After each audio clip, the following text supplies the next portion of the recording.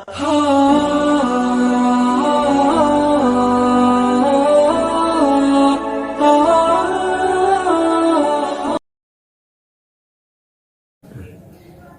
علیکم بچوں، JCERT کے DG اسکول میں آپ کا خیر مقدم۔ میں ہوں توحید عالم اور آج آپ کے لیے لے کر کے حاضر ہوں 8ویں جماعت کی درسی کتاب اپنی زبان کا 5واں سبق، جس کا عنوان ہے ہاکی اور ہاکی کا جادوگر۔ بچوں، ہاکی ہمارا قومی کھیل ہے اور ہاکی کھیل کے ایک بہت ہی عظیم اور بہت ہی بڑے کھلاڑی ہمارے دیش میں گزرے ہیں، جنہیں آج بھی دنیا ہاکی کے جادوگر کے نام سے جانتی ہے۔ آج کے اس سبق میں ہم اپنے قومی کھیل ہاکی اور ہاکی کے اس عظیم کھلاڑی کے بارے میں پڑھیں گے۔ آئیے سب سے پہلے ہم آج کے سبق ہاکی اور ہاکی کے جادوگر کی بلند خوانی کریں۔ ہاکی اور ہاکی کا جادوگر۔ فٹ بال، والی بال اور کرکٹ کی طرح ہاکی بھی میدانی آؤٹ ڈور کھیل ہے۔ کہتے ہیں کہ قدیم یونان اور ایران میں ہاکی سے ملتا جلتا ایک کھیل کھیلا جاتا تھا۔ میکسیکو میں پڑوسی قبیلے دوستانہ ماحول میں ایک دوسرے کو اس کھیل کی دعوت دیتے۔ کھیل طلوع آفتاب سے غروب آفتاب تک چلتا تھا۔ گول کئی میل کے فاصلے پر ہوتے اور ہر ٹیم میں تقریباً 1000 کھلاڑی ہوتے تھے۔ کھیل اتنے جنگلی انداز میں کھیلا جاتا کہ کبھی کبھی کھلاڑیوں کے سر پھٹ جاتے اور ہاتھ پاؤں تک ٹوٹ جاتے تھے۔ صدیوں بعد ہاکی کا کھیل فرانس میں ہاکٹ کے نام سے شروع ہوا۔ 15ویں صدی عیسوی میں یہ رودباری انگلستان پار کر کے انگلستان یعنی انگلینڈ پہنچ گیا۔ وہاں اس کا نام ہاکی رکھا گیا۔ انگلینڈ ہی میں اس کھیل کے ضابطے بنائے گئے۔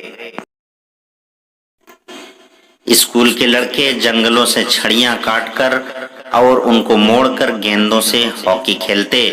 ابتدا میں کھلاڑیوں کی کوئی تعداد مقرر نہ تھی۔ بعد میں ایک ٹیم کے لیے 11 کھلاڑیوں کی تعداد طے کر دی گئی۔ ہاکی کا میدان 100 گز یعنی 91 میٹر لمبا اور 60 گز یعنی 54 میٹر چوڑا ہوتا ہے۔ امریکہ، کینیڈا وغیرہ میں میدانی ہاکی یعنی فیلڈ ہاکی کے علاوہ بند اسٹیڈیم میں برف پر ہاکی یعنی آئس ہاکی بھی کھیلی جاتی ہے۔ ہندوستان میں ہاکی کا کھیل انگریزوں کے ذریعے پہنچا۔ 1885 میں ملک کا پہلا ہاکی کلب کلکتہ میں قائم ہوا۔ ہندوستان نے پہلی دفعہ 1928 کے اولمپک کھیلوں میں ہالینڈ کو فائنل میں ہرا کر ہاکی میں طلائی تمغہ حاصل کیا۔ اس کے بعد کے تقریباً 40 سال تک ہندوستانی ٹیم ہاکی کے کھیل میں ساری دنیا پر چھائی رہی۔ ہندوستانی ہاکی کی تاریخ میجر دھیان چند کے ذکر کے بغیر مکمل نہیں ہو سکتی۔ وہ الہ آباد کے ایک راجپوت خاندان میں 29 اگست 1905 کو پیدا ہوئے۔ 16 سال کی عمر میں فوج میں معمولی سپاہی کی حیثیت سے بھرتی ہوئے اور میجر کے عہدے تک ترقی کی۔ وہ فوج کے ایک افسر کی نگرانی میں ہاکی کھیلنے لگے اور دیکھتے ہی دیکھتے دنیا کے ایک عظیم کھلاڑی بن گئے۔ ہندوستان کی ہاکی ٹیم نے جب پہلی بار اولمپک کھیل میں حصہ لیا تو فائنل میں ہندوستان اور ہالینڈ کا مقابلہ تھا۔ دھیان چند اور ٹیم کے دوسرے ساتھی اچانک بیمار ہو گئے۔ کپتان بھی اس وقت موجود نہیں تھے۔ ٹیم کے مینیجر نے کرو یا مرو کا نعرہ دیا۔ دھیان چند کو تیز بخار تھا، لیکن انہوں نے سوچا کہ میں تو فوجی ہوں اور ایک فوجی کو دلیری کے ساتھ جنگ میں جانا ہی چاہیے۔ چنانچہ ہندوستانی ٹیم تمام طاقت بٹور کر میدان میں کود پڑی۔ اس میچ میں ہندوستان نے ہالینڈ کو 3 گول سے ہرایا، جن میں سے 2 گول دھیان چند نے کیے تھے۔ 1936 کے برلن اولمپک مقابلوں میں دھیان چند کو ہندوستان کی ہاکی ٹیم کا کپتان چنا گیا۔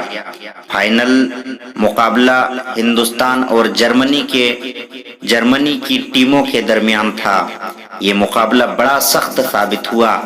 मैच के दरमियान गेंद हर वक्त ध्यानचंद की हॉकी स्टिक के साथ चिपकी रहती थी। गेंद को अपने काबू में रखने के इस अजीब तरीके को देखकर तमाशाई हैरान रह गए। मुकाबले का इंतजार करने वाले कुछ लोगों को ये शक होने लगा कि कहीं ध्यानचंद की स्टिक में कोई ऐसी चीज तो नहीं लगी है जो गेंद को अपनी जानिब खींचे रहती है। चुनांचे ध्यानचंद को दूसरी स्टिक से खेलने के लिए कहा गया।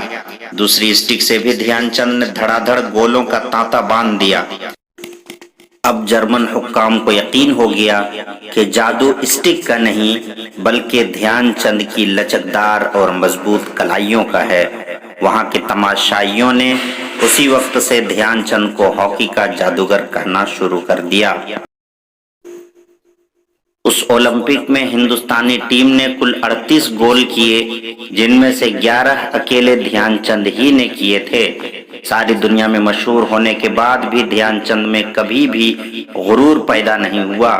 वो कहते थे, हॉकी के मैदान में जो थोड़ी बहुत खिदमत मुझसे हो सकी है उसका सबब है मेरे मुल्क के बाशिंदों की मुझसे मोहब्बत। मेजर ध्यानचंद नौजवान खिलाड़ियों से हमेशा यही कहते थे कि जाती शोहरत या नाम के लिए नहीं बल्कि पूरी टीम को एक जान होकर खेलना चाहिए ताकि मुल्क का नाम रोशन हो। हॉकी के जादूगर का इंतकाल दिल्ली में 3 दिसंबर 1979 को हुआ।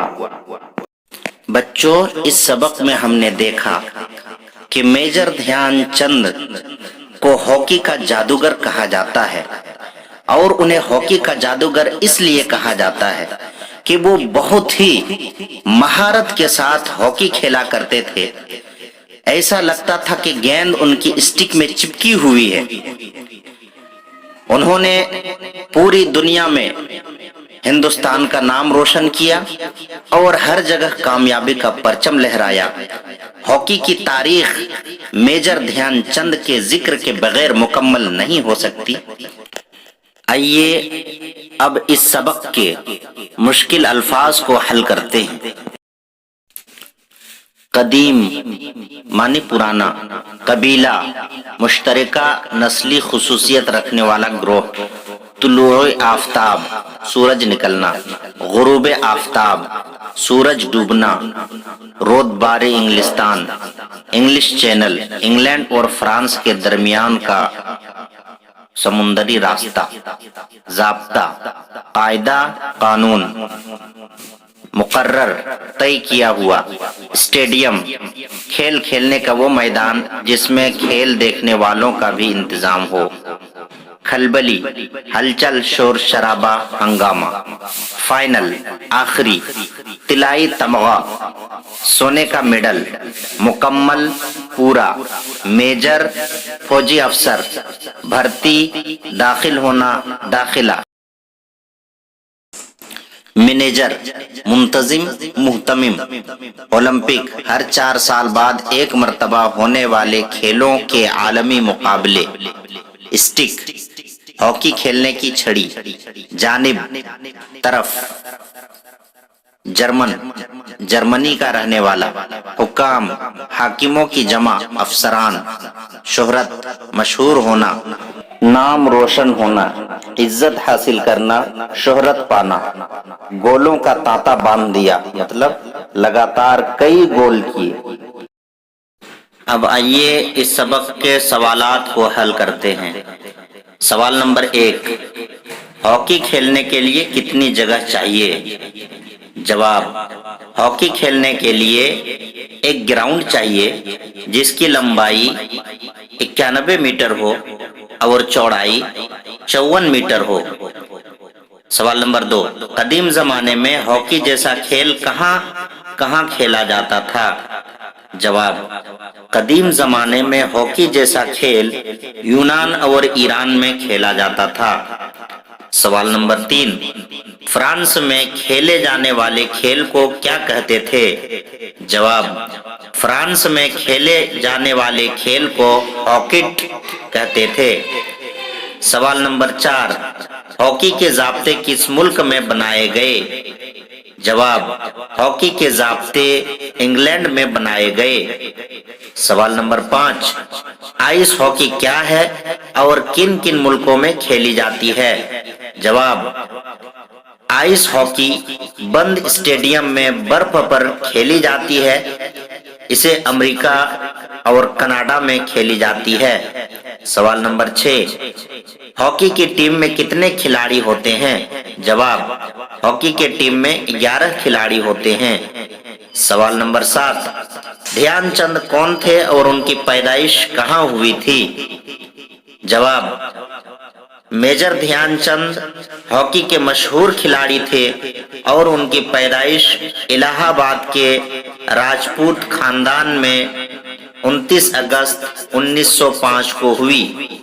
सवाल नंबर 8, हिंदुस्तानी टीम के मैनेजर ने करो या मरो का नारा क्यों दिया? जवाब, चूंकि मेजर ध्यानचंद और बकिया खिलाड़ी अचानक बीमार हो गए थे और कप्तान भी मौजूद नहीं थे, इसलिए खिलाड़ियों का हौसला बढ़ाने के लिए हिंदुस्तानी टीम के मैनेजर ने करो या मरो का नारा दिया। सवाल नंबर 9, लोगों को ध्यानचंद की स्टिक के बारे में क्या शक था? जवाब, मैच के दौरान गेंद ध्यानचंद की हॉकी स्टिक में चिपकी रहती थी, इसलिए लोगों को ये शक होने लगा कि कहीं उनकी स्टिक में कोई ऐसी चीज तो नहीं जो गेंद को अपने जानिब खींचे रहती है। सवाल नंबर 10, जर्मनी के तमाशाइयों ने ध्यानचंद को क्या नाम दिया?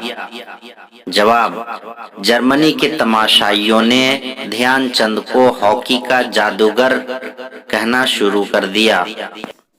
सवाल नंबर 11, हिंदुस्तान ने हॉकी पहला तिलाई तमगा किस ओलंपिक मुकाबले में हासिल किया था? जवाब, सन 1928 में हिंदुस्तान ने हॉलैंड को हराकर ओलंपिक में पहला तिलाई तमगा हासिल किया था। सवाल नंबर 12, ध्यानचंद को हॉकी का जादूगर क्यों कहा जाता है? जवाब, ध्यानचंद जब हॉकी का एक मैच खेल रहे थे तब गेंद उनकी हॉकी स्टिक से ऐसी चिपकी मालूम हो रही थी जैसे उसे चिपकाया गया हो। तब लोगों को उन पर शक हुआ, उसे दूसरी हॉकी स्टिक से खेलने को कहा गया।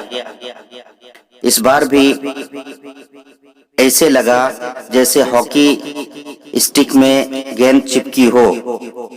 तब सब समझ गए कि ये उनकी कलाइयों का कमाल है, तब से उन्हें हॉकी का जादूगर कहा जाने लगा। सवाल नंबर 13, ध्यानचंद नौजवान खिलाड़ियों को क्या नसीहत करते थे? जवाब, वो ये नसीहत करते थे कि जाती शोहरत या नाम के लिए नहीं बल्कि पूरी टीम को यकजान होकर खेलना चाहिए ताकि मुल्क का नाम रोशन हो। बच्चों, आज के लिए बस इतना ही। फिर मिलते हैं अगले वीडियो में अगले सबक के साथ। शुक्रिया।